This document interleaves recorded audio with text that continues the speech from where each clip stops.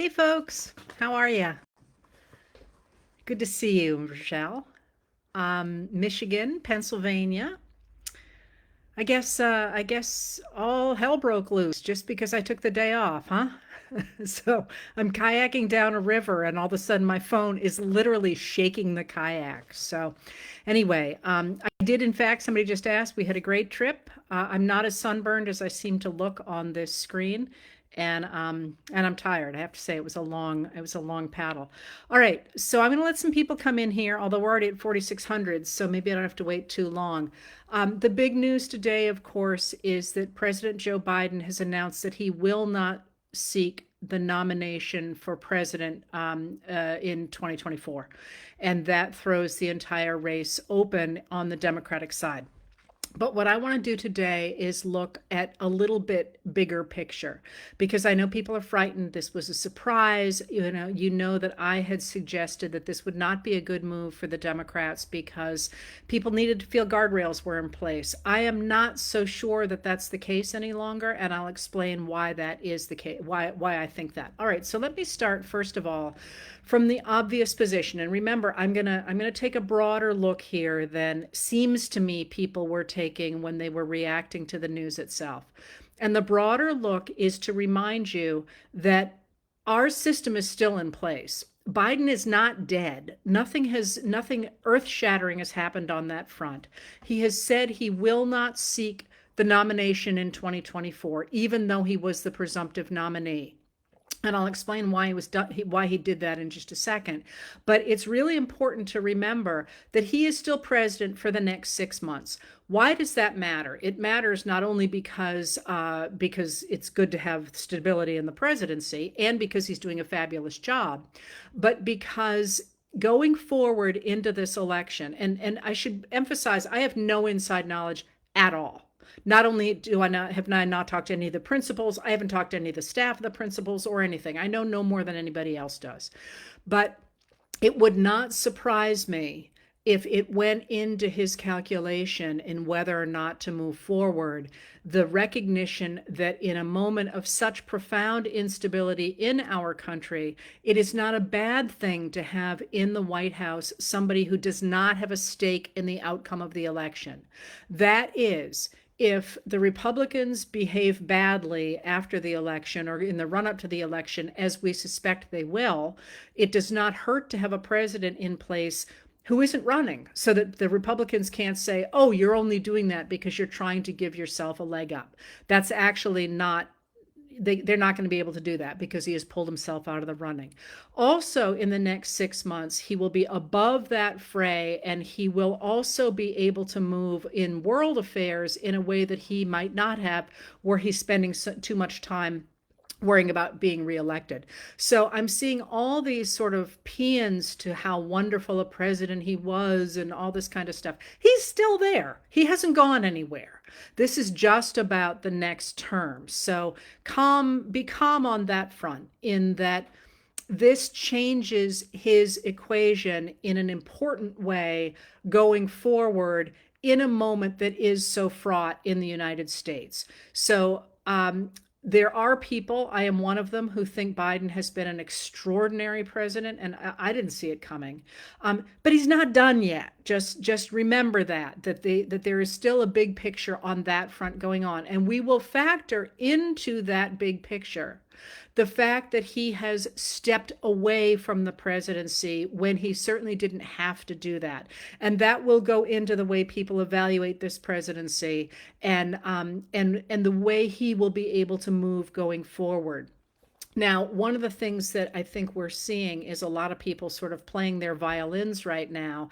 And they certainly seem to be the people who went after him to get out of the race to begin with. And that's upsetting a lot of people, I think, probably understandably.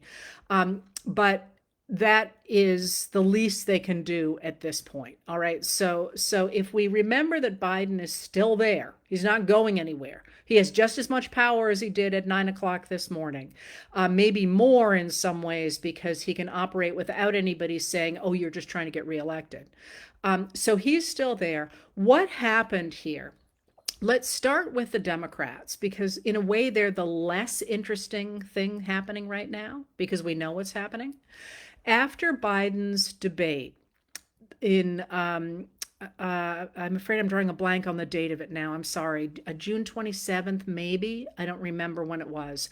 But he gave it a really bad debate performance. And Trump did as well, but the media jumped all over Biden. So there's another story going on here. There's another story in the background here, and that is what's happening with the media. All right. So Biden turned in this bad debate performance. And since then, he's done a whole bunch of not debates, interviews and rallies. I mean, he's been out there, he's been talking to people, he's done press conferences, he's been fine. But the press really went with this story that he was old and incompetent, and this was going to be a problem for him going forward. And it was never clear to me. You will notice if you read me at night that I never really talked about this. And people wrote privately, messaged me and asked why I wasn't talking about it. And I said, because there are no facts. I can't tell what's real and what is not. It seems like one of these things people are going on vibes, and it's not clear to me if this really is a concern among the Democrats, or if this is just being pushed by the media because they feel like they need to get more clicks because the media is in real crisis right now. And I felt like I could never accurately pin it down. But there was no doubt that within the Democratic Party, it was becoming a bigger and bigger deal. And finally, it appears that Biden made the decision that he had to go because there was such pressure on him from people who were responding to these vibes. I will say again, as I have said 1,000 times, in the times that I've spent with him, he was 100% on the ball, seemed to be doing stuff. He has a speech impediment, but I never saw it as an issue at all. But it obviously became too much for him to deal with. So he has stepped back. I'm going to say a little bit about that stepping back in just a second, which I think is actually really interesting. But so where does that leave the Democrats? The Democrats, as I said all along, have this issue because they have to nail together a certain kind of coalition. That coalition is going to be different in 2028, but in 2024, it looked as if the Democrats had to nail together a certain amount of the white population, about 40%, the majority of black voters, between 90 and 95%. I'm sorry, I've just been on the water and I don't have the numbers. I haven't actually been working today, ironically, so I don't have the numbers right at my fingertips. But I think it's about 65% of Hispanic voters, and then a certain percentage of young voters, depending on how many turn out. And they need a lot of people to turn out in this election. And the trick to Biden and Harris was that they nailed that coalition together. So going forward without Biden, what Biden did, of course, is he endorsed Kamala Harris. And that honestly just seems to me to be a no-brainer because without Kamala Harris on the ticket, you're going to really lose black voters who don't want to see her passed up, and also women. I mean, we've been doing the footwork here for a lot of years. And if you pass over Kamala Harris, there's a lot of people who they may turn out and vote, but they're not going to be knocking on doors the way that they have been. And Gretchen Whitmer, who is the very popular governor from Michigan, has already said she will not challenge Harris for the nomination. And my guess is you're going to see more and more people. Josh Shapiro from Pennsylvania has said the same thing. You're going to see more and more people saying we're not going to challenge her for the nomination, with the recognition that would sink the ticket. So the question will be who gets the vice presidential nod. If in fact she gets the presidential nomination, who will get the vice presidential nod? And the answer to that is that the Democrats are going to have to figure out how to pick up the same people that Biden appealed to. And there are obvious candidates in that running to do that. The most obvious is somebody like Senator Kelly, Mark Kelly from Arizona, who brings on a number of things to the ticket, including a very strong stance against gun violence because his wife was a victim of gun violence. But whoever they pick will need to bring on those people that Biden really appealed to, because without him on the ticket, they need to fill that hole. And the other thing that is really interesting about the Democrats in this moment is, of course, Biden put together an incredibly talented staff. The cabinet officers, Secretary of State. I mean, they're really, really, really good. And so, one of the things that I suspect you will see is not wanting to mess that up. Somebody said to me, "Oh, they should nominate Secretary of State Antony Blinken," and my answer would be, "Why? He's doing such a great job where he is. Why would you want to rip that up and try and put him in a place where most people haven't? I mean, I shouldn't say I haven't heard of him, but that's probably not gonna happen." And similarly, you can think of other cabinet officers who are doing a really fabulous job right where they are. So the issue for the Democrats is that they had in the past a reputation for being flighty, and this doesn't help that. But that might be overridden by the enthusiasm that people are bringing to the table now. And I would say I have been very surprised at the amount right now that I have seen of people are angry at the loss of Biden and from the ticket and are like feeling as if that was pushed by the media and by certain donors, and that they would like to say, okay, you did that, but now we're going to be all out for Harris, and you better be along on that. Now, again, remember, I'm speaking the day it happens, so we haven't really seen things how they're going to play out yet, and that's important to remember.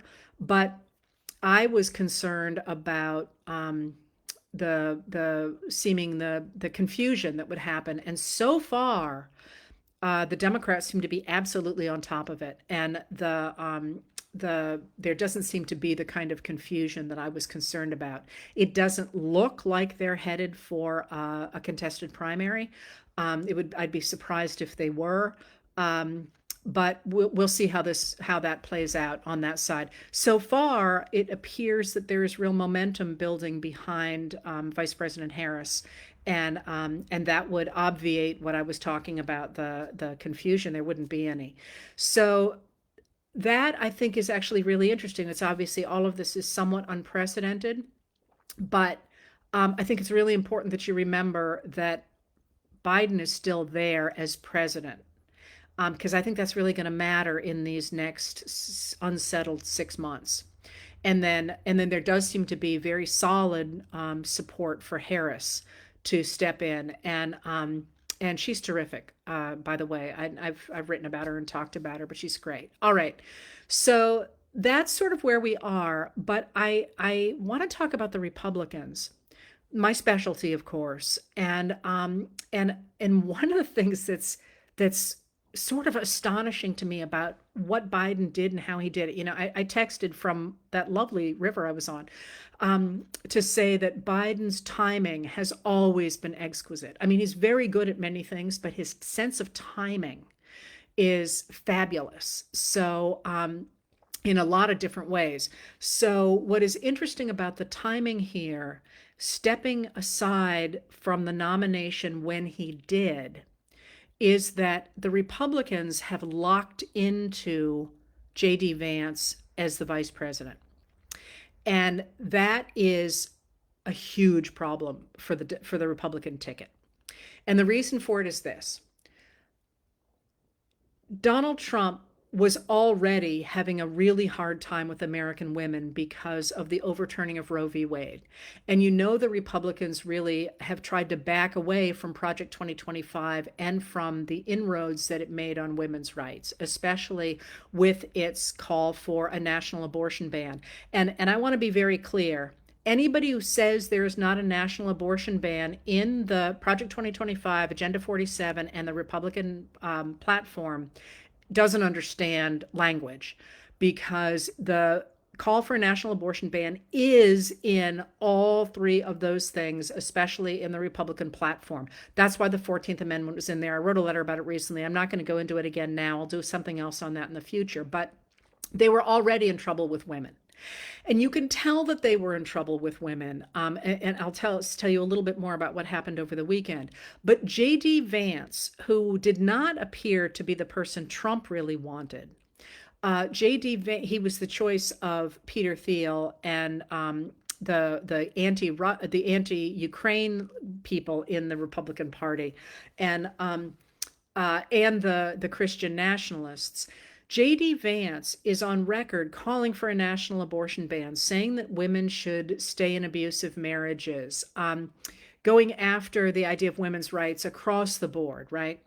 And so there is this really strong anti-woman strand of the Republican Party, and they really doubled down on it with J.D. Vance. J.D. Vance is a radically right Catholic. He's an extremist Catholic. He converted to Catholicism. He is backed by somebody who said that women shouldn't have the vote. I mean, they really double down on it. And you can see that, and Trump's been trying to back away from it.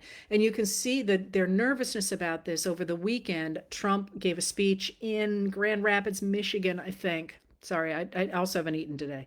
Um, um, we didn't expect to go as far as we did.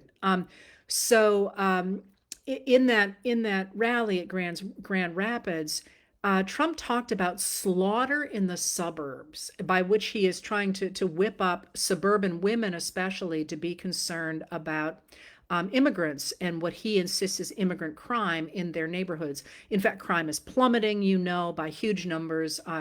Between 2023 and 2024, it's dropped. Violent crime has dropped by more than 22%, and property crime has dropped as well. And we know that immigrants actually commit crimes at a lower rate than native-born Americans. But he's really trying to hammer on that, because the only way they can get those suburban women back is by convincing them that their lives are in danger. So, right when they have nailed J.D. Vance onto the ticket, Biden walks away, leaving behind him Kamala Harris, who has been out there across the country all year, not all year, all her entire term, defending women's reproductive rights. It is becoming, and of course, the idea of putting a woman in the presidency is a direct attack on the Republicans' increasing insistence that women shouldn't have lives outside the home. So you've seen this again with after the shooting of not last of the 13th of July, the radical right came out hammering on the idea that women shouldn't be employed by the Secret Service, and that any kind of women being hired just meant that a better man wasn't hired. And this was all over right-wing media. And now here's this setup. So now the Republicans have a huge problem, because they have the issue of the fact they've doubled down on anti-woman stuff, and women are hugely important in this election. And at the same time, they have also put J.D. Vance on that ticket, and he's stuck there now. So now they have another problem as well, and that is that we now have the oldest person ever nominated for the presidency, and that's Donald Trump. And Donald Trump is slurring his words. He is falling asleep at his own convention and at his own criminal trial. He's can't put together a coherent thought. He's mentally in huge trouble, or seems to be in huge trouble. I'm not a doctor, but I have listened to him slide downhill since 2015. And he's at the top of the ticket.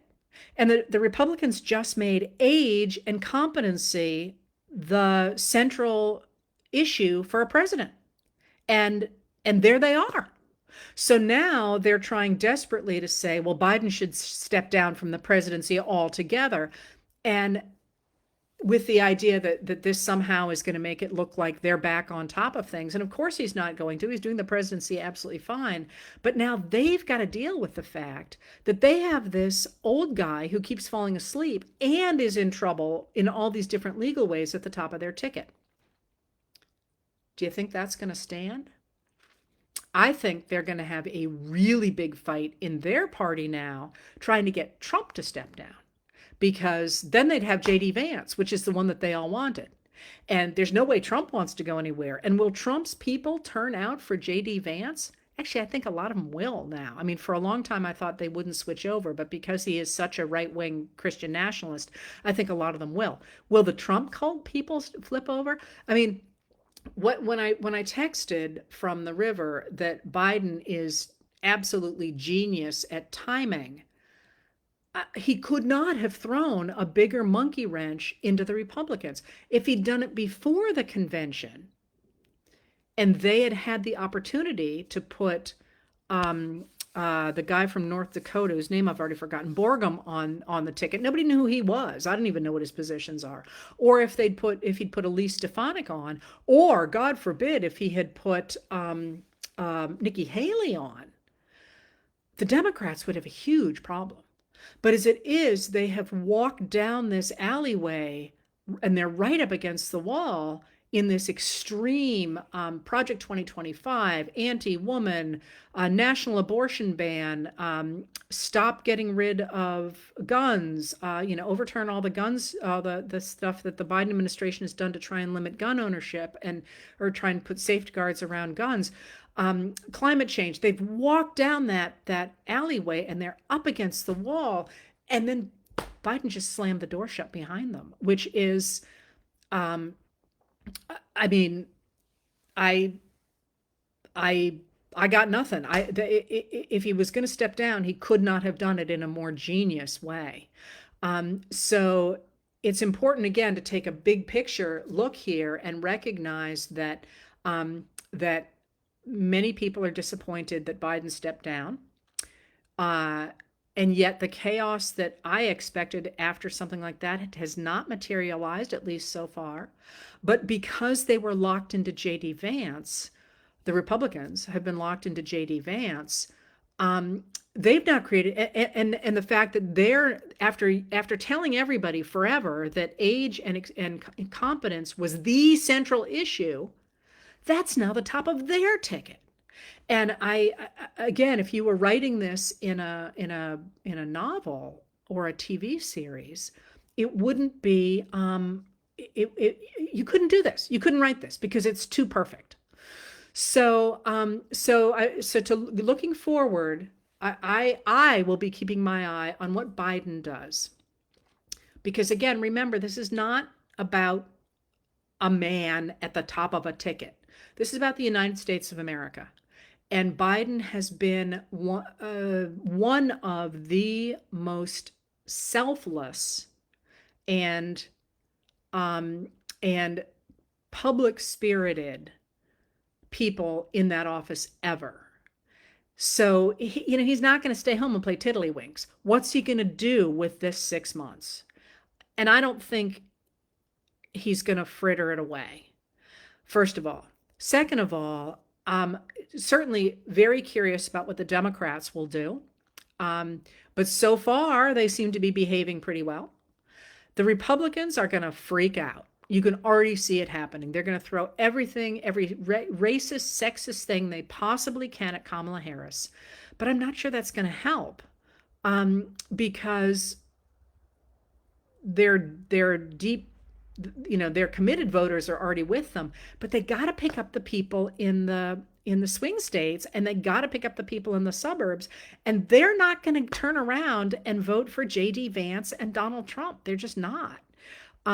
Certainly not on women's issues, which are the votes that they need to have. So all those things are in play. But where I want to go is to the final point I wanted to make today, and that is what do we all do in this moment? And one of the things that I've been trying to fight now for a number of years is this sense that things were being done to us that we couldn't control.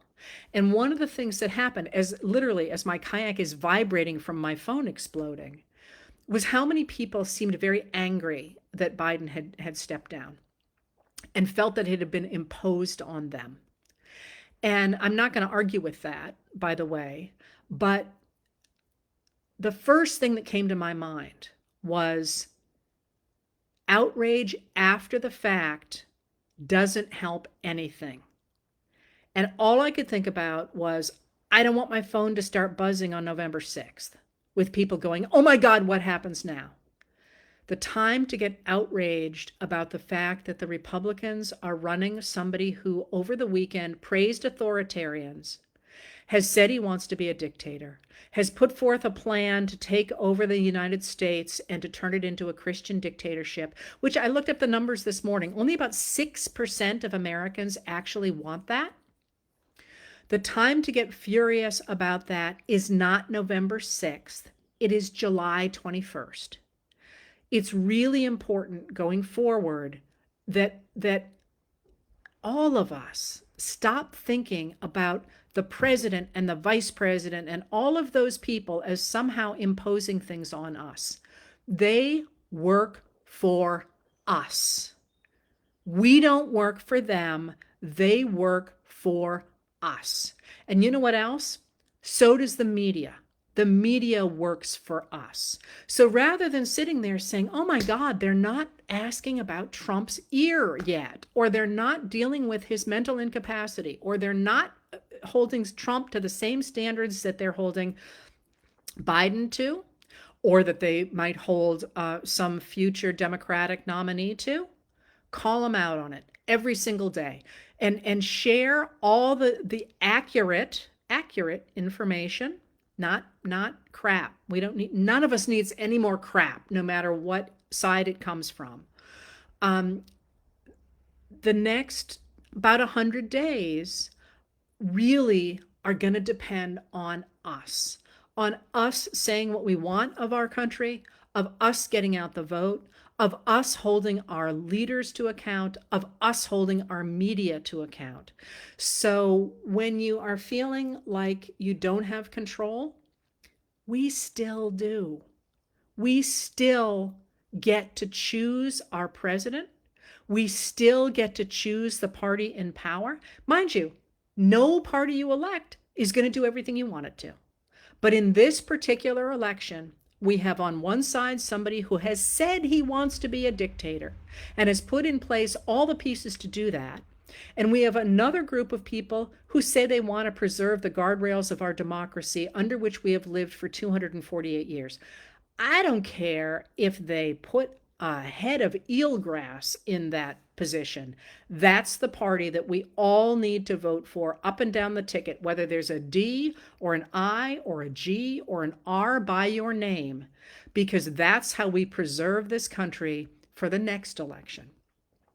Remember that going forward, this is about making sure we preserve American democracy, and that's on us. And I got to tell you, if you look at what Biden did today, he threw his reputation, his presidency, himself on that cause and said, I will do it if you will do it. So going forward, I have a minute left. So going forward, please remember that they work for us. We don't work for them, and that we have 100 days to preserve American democracy. If we do that on the other side, first of all, we can hash out our differences on the other side. But second of all, think about what we could do. Think about what we could do with a new generation of leaders, with new ideas, with new ways to look at the world, with new languages and new music and new art. And the fact that our president was willing to do that and say, go for it. You want to take this a bit in your teeth and run with it? I'll stand aside so you can do that. If he could do it, we can do it. So all I can say is, I know people are panicked. Don't be panicked. There's still a president in place. There's still a vice president. The whole cabinet's still in place. Everything is still rock solid. Biden's going to be in office for the next 6 months. Lots can happen in that. And right now, what we're watching is the Democrats trying to pull together to move us forward. The Republicans are in real trouble right now. And at the end of the day, it's all up to us. So thank you for being here. And I'm sorry, somebody just, if you didn't get that, yeah, we need both houses too. I mean, we got to get rid of these crazy right-wing extremists who are not Republicans. I mean, they have that label now, but they're not traditional Republicans. They're trying to take over our country. Still our country. We can get it back. All right, so thank you for being here. I'm actually now going to go write tonight's letter. I'd actually written early tonight so that Buddy and I could spend the day on the water, and that went out the window. I expect everything else is going to stay exactly the same from me, except that I'm ramping up my presence both here and in a couple other places you're going to hear about.